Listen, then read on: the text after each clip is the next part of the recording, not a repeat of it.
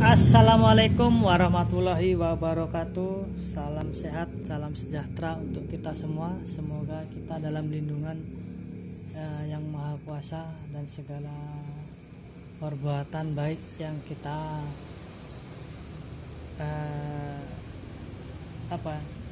segala sesuatu kebaikan yang telah kita beri kepada orang lain semoga menjadi amal jariah.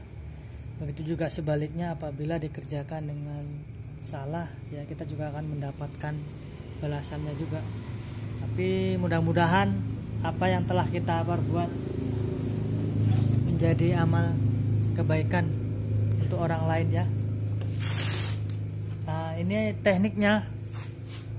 Apabila teman-teman nemuin atau ngalamin shock yang kandasnya ke atas, tekniknya bagaimana, cara-caranya bagaimana, cara mengatasinya, dan ada beberapa bagian yang perlu kita waspadain atau teliti pada saat menangani shock depan itu yang kandasnya ke atas. Yang satu, posisi ini fiber ini diusahakan rapat di dalam as tersebut. Ini as baru, kita ganti kan parah.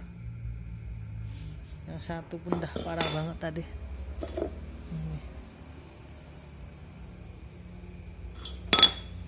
Yang pertama yang perlu diwaspadain itu fiber ini itu harus dalam kondisi rapat di dalam as ini.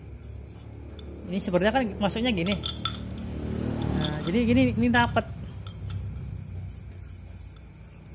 Ini rapat nih, bertujuan agar oli itu tidak keluar dari sini, dari sela-sela pinggiran ini. Pada saat dia dimasukkan, jadi oli itu nggak keluarnya nggak dari sini. Gitu. Caranya ada sebagian cara yang dililit dengan double tip ya, tapi itu mudah sekali hilang, atau juga dengan seng. Ada juga sebagian orang dengan seng, dililit seng agar semakin rapat, gitu. Agar semakin rapat. Nah, intinya fiber ini jangan sampai longgar ke dalam lubang as tersebut. Pada saat dimasukkan dia padat. Ini kan padat nih, padat nih. Jadi oli kecil, kemungkinan oli itu akan keluar dari sini. Jadi tetap dari sini dia. Tuh. Yang kedua, apabila nemuin hal yang seperti itu biasa terjadi di dalam shock biasa ya. Di dalam shock biasa itu. Yang kedua, ininya harus rapat. Ini kan ini agak lumayan rapat nih. Lebih rapat lagi bagus. Lebih rapat lagi bagus.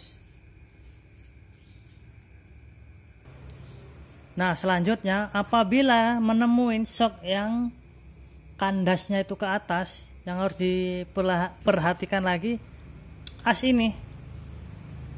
Nah, di sininya dia terlalu longgar.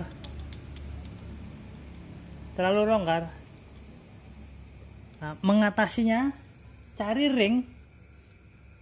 ring yang masuk ke dalam ininya padat. Misalkan ini contoh ya, padat.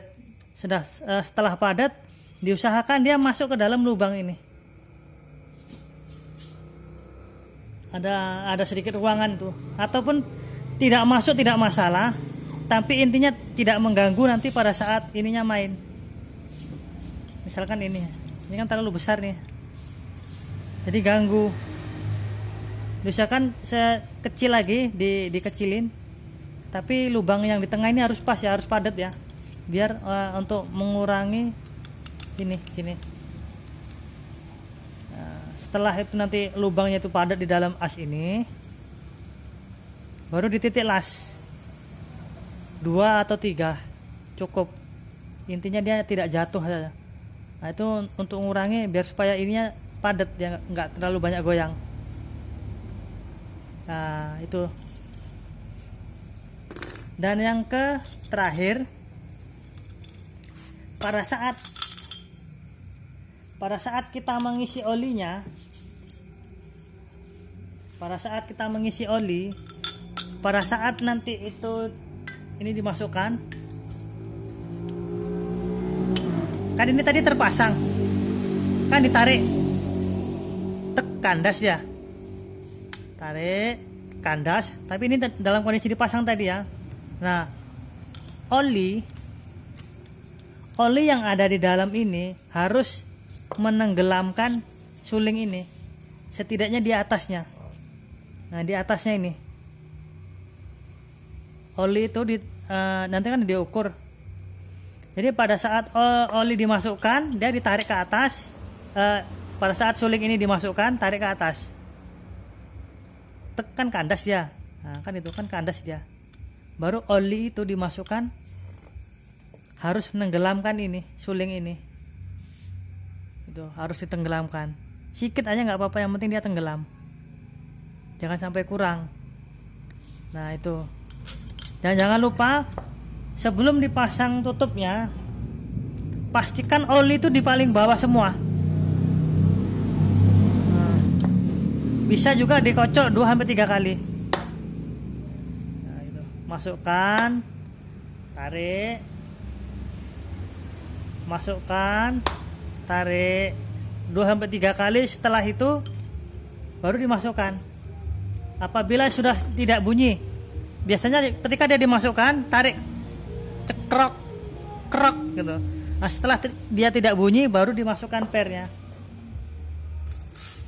Baru ya seperti semula pada umumnya gimana kita masang seal shock tersebut.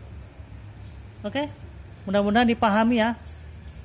Mungkin itu yang bisa saya sampaikan, kurang dan lebihnya saya mohon dimaafkan. Saya tidak bisa menjelaskan secara rinci dan secara